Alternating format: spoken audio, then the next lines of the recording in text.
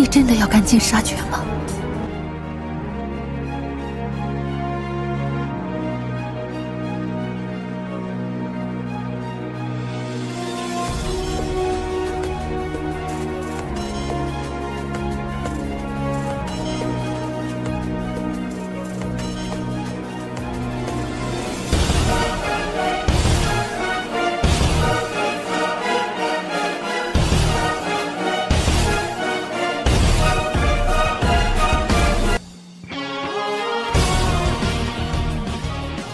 Mimin akan kembali mendongeng alur cerita film yang berjudul Battle Through the Heavens. Dan mohon maaf apabila tidak sesuai dengan videonya ya, karena alur yang Mimin sampaikan ini belum dirilis filmnya. Dan Mimin ingatkan kembali, konten ini full spoiler, yang tidak suka boleh di skip ya. Yang suka semoga terhibur. Tanpa basa-basi kita mulai.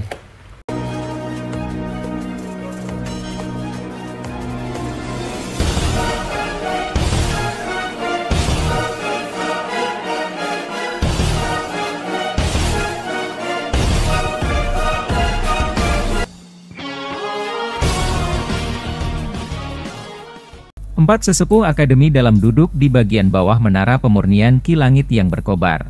Mata mereka sedikit tertutup. Di antara mereka berempat, secara kebetulan, ada lubang dalam yang menuju ke dunia magma. Suara lembut angin kencang tiba-tiba muncul dari lubang yang dalam. Mata keempat sesepuh tiba-tiba terbuka pada saat bersamaan. Tatapan mereka terfokus pada lubang yang dalam, dan douki di dalam tubuh mereka mulai mengalir. Selama empat sesepuh menunggu dengan sungguh-sungguh, sosok hitam tiba-tiba muncul sebelum mendarat dengan pelan di tanah. Mata keempat orang itu melayang. Baru saat itulah mereka dengan lembut menghela nafas lega. Setelah itu, mereka tersenyum dan menangkupkan tangan ke orang itu. Orang yang keluar dari lubang dalam itu adalah Xiaoyan. Dia dengan sopan tersenyum kepada empat sesepuh. Suqian juga bergegas keluar dari lubang yang dalam segera setelah Xiaoyan keluar. Keempat sesepuh menghela nafas lega ketika mereka melihat ini. Mereka juga mengetahui tingkat bahaya di dunia magma di bawah. Karena itu, mereka takut Suqian mungkin akan mengalami bahaya di dalam. Penatua pertama, keluarkan pot pengumpul api, dan coba lihat apakah ada efeknya. Tidak perlu terburu-buru untuk waktu yang sedikit ini karena masalah Han Feng. Xiaoyan menatap Suqian yang telah mendarat dengan mantap. Dia tidak terburu-buru mengumpulkannya. Sebaliknya, dia tersenyum tipis dan memberi sugesti. Suqian tersenyum dan mengangguk saat mendengar ini. Dia melempar tangannya.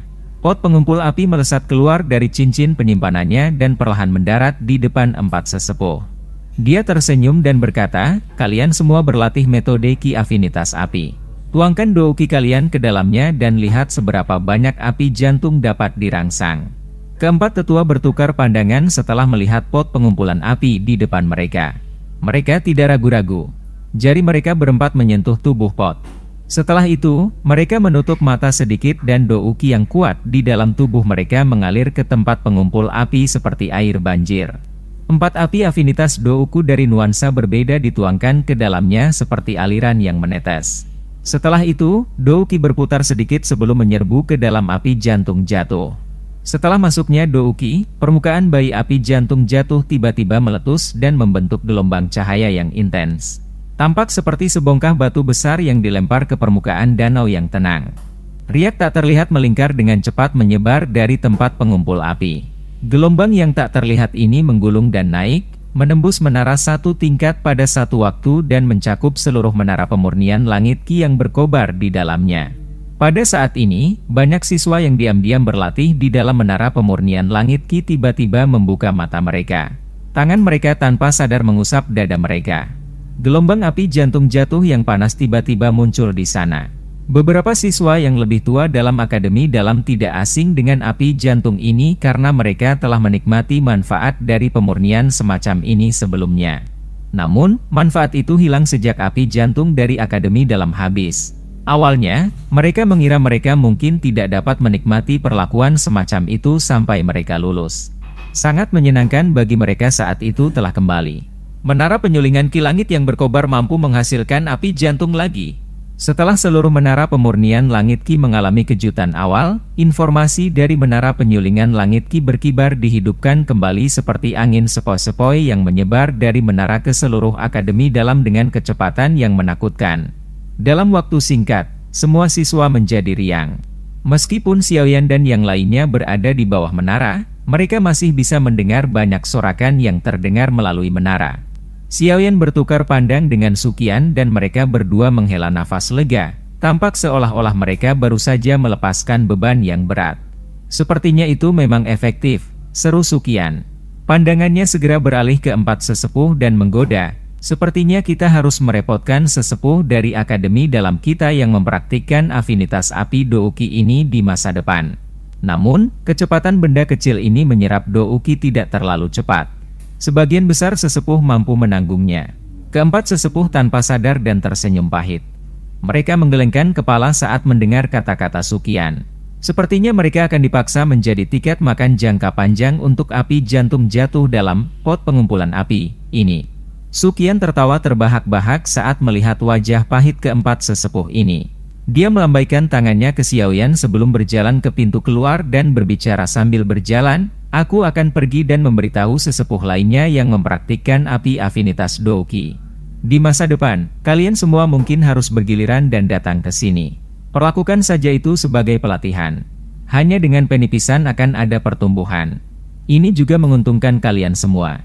Pada saat Suqian menyelesaikan kata-katanya, dia sudah keluar melalui pintu.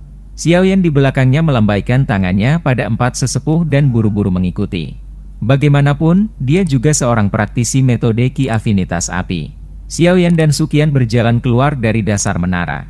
Sepanjang jalan, mereka merasakan atmosfer menara penyulingan Qi langit yang berkobar menjadi panas membara lagi dan lalu lintas melonjak. Mereka tersenyum. Kebangkitan menara pemurnian Qi langit yang berkobar benar-benar merupakan kegembiraan yang telah turun dari langit kepada para siswa ini. Bagaimanapun, dengan api jantung untuk memurnikan Douqi di dalam tubuh mereka, kecepatan pelatihan mereka akan dapat meningkat. Pada saat Xiaoyan dan Suqian tiba di ruang pertemuan, Dokter Peri Kecil, Zian, Xiaoli, dan beberapa ahli dari gerbang Xiao sudah duduk di dalamnya. Kelompok besar itu memandang Xiaoyan yang telah masuk dan beberapa kejutan terungkap di mata mereka. "Anak kecil, kamu akhirnya keluar." Xiaoli memimpin untuk berdiri dan mengatakan sesuatu juga Xiaoyan sambil tersenyum. Xiaoyan menyeringai dan mengangguk ke Xiaoli. Setelah itu, dia menemukan tempat duduk di samping Dokter Peri Kecil dan Zian. Dia mengamati keindahan besar dan kecil ini sebelum dengan menggoda berkata, "Setelah tidak melihatmu selama beberapa bulan, tampaknya kalian berdua menjadi lebih cantik. Jangan berpikir kata-kata manis bisa menghilangkan dosa besarmu yang membuang kami untuk mencari kesenangan sendiri." Zian meringkuk mulut kecilnya dan mencibir kepada Xiaoyan. "Dosa kepalamu?" Xiaoyan tidak bisa tertawa atau menangis saat dia menggelengkan kepalanya. Tangannya mengusap bagian atas kepala anak kecil ini. Setelah itu melihat Dokter Peri Kecil yang tersenyum pelan. Suaranya lebih lembut saat dia berkata, "Apa kamu baik-baik saja selama beberapa bulan ini?" Masalah yang dia bicarakan secara alami adalah tubuh racun yang menyedihkan dari Dokter Peri Kecil. "Tidak apa-apa. Aku untuk sementara masih bisa menahannya." Dokter Peri Kecil menarik dan membelah sehelai rambut dari atas dahinya saat dia berbicara dengan lembut. Mata bergerak ungu keabu-abuannya berputar ke Xiaoyan. Kejutan melintas di matanya, "Kamu telah maju lagi." Xiaoyan tersenyum dan mengangguk. Kekuatan Dokter Peri Kecil bahkan lebih besar dari penatua pertama Suqian. Dia secara alami bisa melihat melalui perubahan auranya. Jika kalian ingin terlibat dalam percakapan pribadi, kalian dapat melakukannya saat ada waktu luang. Sekarang, pertama-tama kita harus membahas hal-hal penting, ujar Xiaoli seraya sambil batuk. Seluruh aula langsung tertawa terbahak-bahak saat kata-kata Xiaoli terdengar. Xiaoyan masih baik-baik saja, tapi rona memikat samar muncul di wajah pucat Dokter Peri Kecil sebelum dia bisa menghentikannya. "Apakah sekarang ada aktivitas di pihak Han Feng?" Xiaoyan juga menarik perhatiannya. Wajahnya agak serius saat dia bertanya. Orang itu sangat licik. Awalnya, aku mengira dia akan melarikan diri dari wilayah sudut hitam. Tidak disangka bahwa dia akan bersembunyi di lembah api iblis. Xiaoli mengerutkan alisnya dan berkata, "Lembah api iblis adalah faksi tua dalam wilayah sudut hitam." Meskipun kekuatan mereka telah sangat berkurang dengan kematian hantu iblis Tanah Tua, Fang Yan, dan dua sesepuh lainnya, mereka masih tidak bisa diremehkan. Han Feng telah memanfaatkan lembah api iblis saat mereka tidak memiliki pemimpin. Dia menggunakan koneksinya dalam wilayah sudut hitam dan dapat dianggap memiliki kendali atas lembah api iblis. Selain itu, menurut informasi terakhirku, Han Feng diam-diam menghubungi beberapa faksi daerah sudut hitam yang dia punya hubungan baik dengan maksud untuk membentuk aliansi.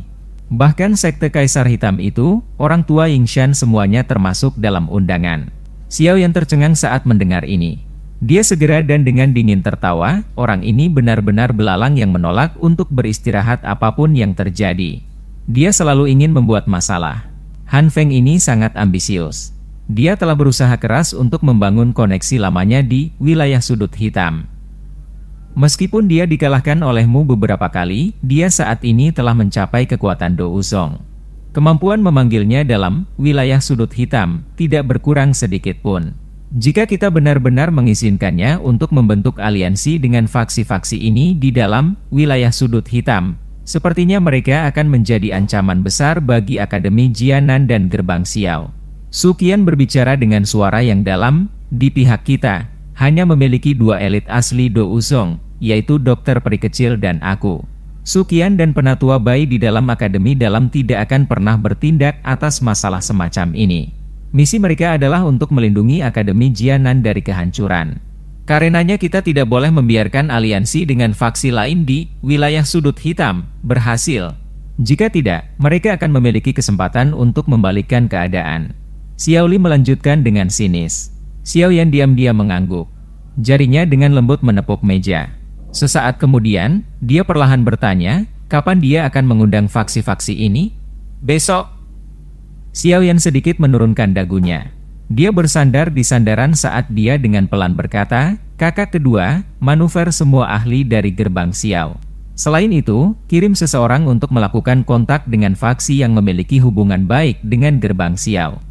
Minta mereka untuk mengirimkan beberapa ahli. Besok, kita semua akan menuju ke lembah api iblis. Kali ini, aku ingin memastikan bahwa Han Feng tidak akan bisa kembali. Xiao Li mengangguk saat mendengar ini. Sudut mulutnya terbelah menjadi senyuman buas saat dia berkata, lembah api iblis memiliki permusuhan yang dalam dengan Gerbang Xiao. Kali ini, kita bisa melenyapkan mereka bersama-sama dan membiarkan faksi lain di wilayah sudut hitam mengetahui bahwa tidak ada yang bisa menyinggung Gerbang Xiao kita. Hubungan lembah api iblis dan Akademi Jianan benar-benar tidak dapat didamaikan. Kali ini, Akademi akan mengirimkan semua ahlinya. Kita harus benar-benar melenyapkannya di akarnya. Kekejaman juga melintas di mata Su Qian. Cukup banyak siswa Akademi Jianan telah dibunuh oleh lembah api iblis selama pelatihan luar mereka selama bertahun-tahun. Hubungan antara kedua belah pihak telah lama mencapai tahap yang tidak dapat diubah. Xiao Yan mengangguk. Dia perlahan berdiri dan mengarahkan pandangannya ke arah lembah api iblis. Senyuman tebal muncul di wajah mudanya. Semuanya harus berakhir kali ini. Keesokan harinya, di puncak gunung kecil tidak jauh dari kota perdamaian, Akademi Jianan, sesekali orang akan melihat sosok manusia yang berkedip di dalam hutan lebat. Ada beberapa pohon layu di dalam hutan bersama dengan beberapa bunga dan rerumputan. Udaranya juga sangat segar. Lebih dari 10 sosok manusia berdiri menghadap angin di puncak gunung. Angin liar yang bertiup tidak dapat menyebabkan pakaian sosok manusia ini berkibar sedikit pun. 10 orang ditambah dengan tenang berdiri saat angin menderu menghantam wajah mereka. Namun, tidak ada satu orang pun yang pindah karena ini. Semuanya berdiri dengan tenang. Aura tekanan samar yang dipancarkan menyebabkan puncak gunung benar-benar sunyi. Xiao berdiri di tempat pemimpin. Matanya tertutup sementara tangannya diletakkan di belakangnya. Beberapa saat kemudian, telinganya tiba-tiba bergerak dan dia berkata dengan pelan, mereka ada di sini. Lebih dari 10 bintik hitam tiba-tiba muncul di cakrawala tidak lama setelah suara Xiao Yan terdengar. Hanya dalam beberapa kedipan, bintik hitam ini berubah menjadi sosok manusia yang melesat. Mereka hanya secara bertahap mengurangi kecepatan mereka saat berada dalam jarak dekat dari puncak gunung. Setelah itu, mereka perlahan turun dari langit. Kepala Xiao. Sudah beberapa tahun sejak terakhir kali kita bertemu, apakah kamu masih baik-baik saja? 10 lebih sosok manusia bergegas turun. Pemimpin yang tertawa terbahak-bahak adalah pria kuat dengan tubuh bagian atas telanjang yang memancarkan keganasan. Kekuatan ketua Tai tidak kalah jika dibandingkan dengan saat itu. Seseorang hampir tidak dapat menemukan siapapun di wilayah sudut hitam yang memiliki kehadiran yang begitu mengesankan. Xiao Yan memandangi kepala geng singa liar ini, Wu Tai, yang pernah bekerja sama dengannya untuk menangani sekte awan berkabut, sebelum menangkupkan tangannya. Dia berbicara sambil tersenyum. Sikap mengesankan. Siapa yang bisa dibandingkan dengan kepala Xiao? Saat ini, siapa di daerah sudut hitam tidak tahu bahwa kepala yang tidak hanya mengandalkan dirinya sendiri untuk membunuh 3 tetua agung lembah api iblis, tetapi juga menyebabkan hantu setan tanah tua tidak dapat kembali. Itu adalah ahli yang merupakan bintang 7 Douzong. Dia pada dasarnya adalah eksistensi yang tak tertandingi dalam wilayah sudut hitam ini. Pada akhirnya, bahkan ahli seperti itu telah mati di tangan kepala Xiao. Sepertinya wilayah sudut hitam ini kemungkinan akan menjadi milik gerbang Xiao di masa depan. Seorang wanita cantik berpakaian merah di sampingnya, yang memancarkan pesona ke seluruh tubuhnya, menutupi mulutnya dan tertawa dengan cara yang menawan. Tawa itu mengandung gairah. Wanita cantik ini tidak asing bagi Xiao Yan.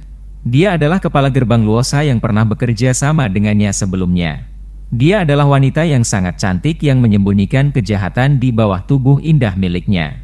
Gerbang Xiao saat ini baru dibangun dalam beberapa tahun, namun sudah mencapai tahap ini.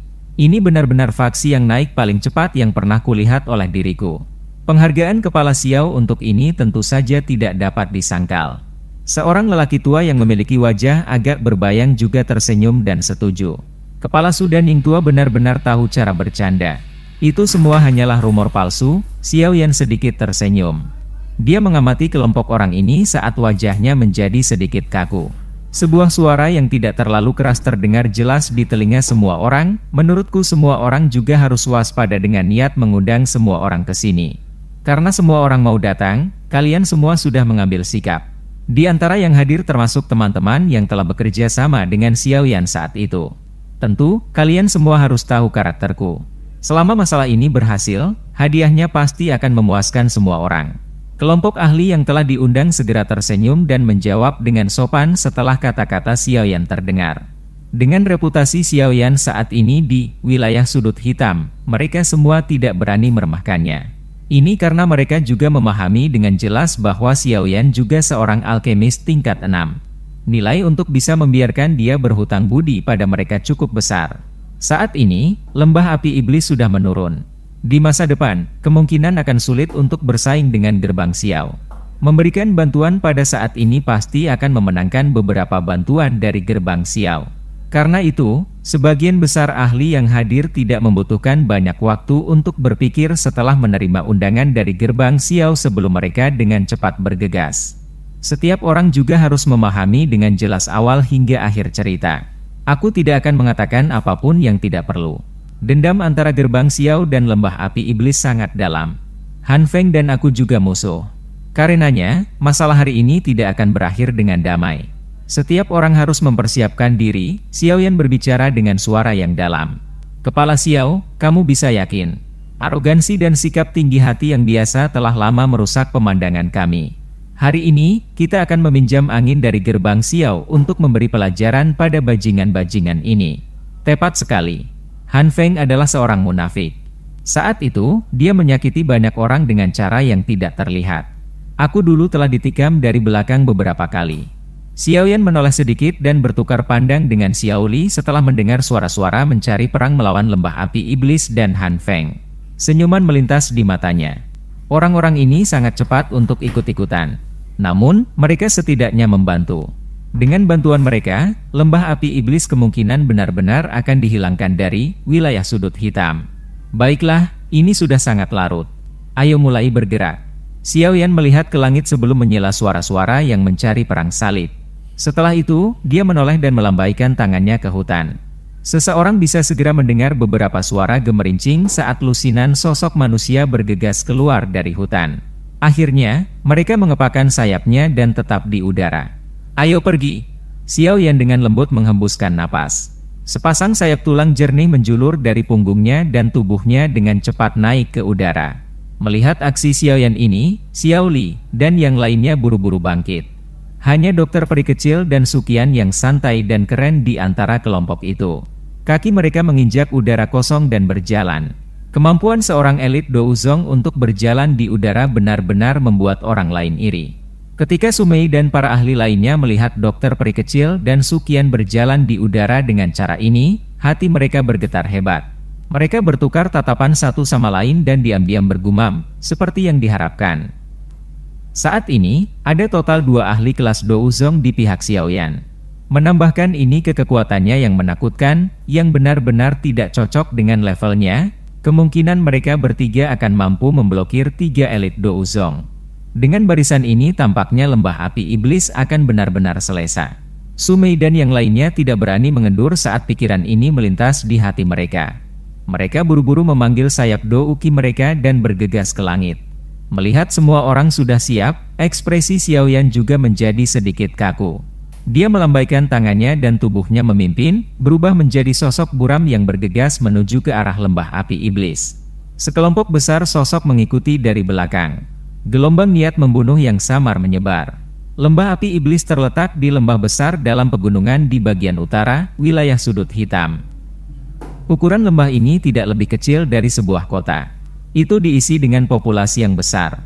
Sebagian besar orang adalah anggota eksternal dari lembah api iblis. Mereka yang bisa menjadi anggota lembah dalam kebanyakan adalah elit yang dipilih secara khusus dari kelompok sebelumnya. Biasanya, kelompok dalam hanya terdiri dari 10% anggota eksternal. Meskipun ini masalahnya, itu masih menyebabkan lembah api iblis dipenuhi dengan orang-orang. Meskipun sudah ada untuk waktu yang lama, itu terus berkembang di wilayah sudut hitam. Tentu saja, alasan terbesar untuk ini secara alami karena keberadaan hantu iblis tanah tua. Memiliki seorang 7 bintang elit Douzong, lembah api iblis memiliki ibu kota untuk bersaing melawan wilayah sudut hitam. Dibandingkan dengan kesombongan dan sifat memerintah di masa lalu, lembah api iblis saat ini tidak diragukan lagi memiliki profil yang jauh lebih rendah. Setelah kehilangan beberapa ahli terkuat mereka, kekuatan lembah api iblis dalam wilayah sudut hitam mengalami kesulitan untuk mendukung sifat jelajah mereka yang tidak takut. Namun, unta yang akan mati masih lebih besar dari seekor kuda. Terlepas dari bagaimana lembah api iblis telah menurun, itu masih memiliki cukup modal. Meskipun hantu setan tanah tua dan 3 tetua agung telah meninggal, mereka masih bisa bertahan di wilayah sudut hitam, terutama dengan penampilan Han Feng. Dia membiarkan lembah api iblis untuk memulihkan kekuatan. Seorang elit Douzong memiliki posisi dan pengaruh penting dimanapun seseorang berada. Ini terutama terjadi ketika Douzong ini adalah alkemis tingkat tinggi. Sejak Han Feng mengambil alih lembah api iblis, dia telah mengandalkan jaringannya di masa lalu untuk mengikat cukup banyak ahli yang merupakan individu bebas dalam wilayah sudut hitam. Selain itu, dia masih mengundang banyak faksi terkenal dari wilayah sudut hitam dalam skala besar dengan maksud untuk membentuk aliansi untuk bersaing melawan gerbang Xiao yang semakin kuat dan Akademi Jianan. Harus dikatakan bahwa Han Feng di masa lalu memiliki reputasi bahwa orang biasa mengalami kesulitan mencocokkan di wilayah sudut hitam. Dengan mengeluarkan nama mantan Kaisar Pil, dia pada dasarnya menarik banyak orang dengan niat berbeda. Bahkan faksi yang kuat seperti Sekte Kaisar Hitam berhasil diundang olehnya. Harus dikatakan bahwa keuletan orang ini di wilayah sudut hitam memang sesuatu yang sulit ditandingi oleh orang biasa. Lembah gunung yang sangat besar tampak seolah-olah digali dari gunung. Lingkungan lembah dipenuhi dengan bebatuan hitam pekat dengan kilau seperti emas yang samar-samar berkedip di atasnya. Mereka adalah batu logam hitam yang sangat tangguh. Bahkan seorang elit Douang akan kesulitan menghancurkan mereka. Melihat bebatuan hitam pekat, tampaknya amukan gunung ini adalah urat mineral. Markas besar lembah api iblis terletak di tempat ini. Lembah api iblis hari ini adalah yang paling hidup selama bertahun-tahun. Penjaga lembah api iblis yang padat memegang senjata berkilau saat mereka berdiri di pintu masuk ke lembah. Siapapun yang tidak memiliki kartu undangan atau orang yang berkeliaran tidak diperbolehkan masuk. Hal ini mengakibatkan antrian panjang terbentuk di pintu masuk lembah. Sementara pintu masuk ke lembah telah turun ke area yang bising, Tanah terbuka jauh di dalam lembah dipenuhi dengan sejumlah besar ahli dan faksi dengan nama-nama besar dari wilayah sudut hitam. Han Feng menempati kursi pemimpin di tengah lapangan terbuka. Wajahnya dipenuhi dengan senyuman saat dia mengamati lapangan terbuka yang setiap kursi terisi. Pada saat ini, dia sepertinya telah kembali ke kecemerlangan dan kebanggaan ketika dia menjadi Kaisar Pil saat itu.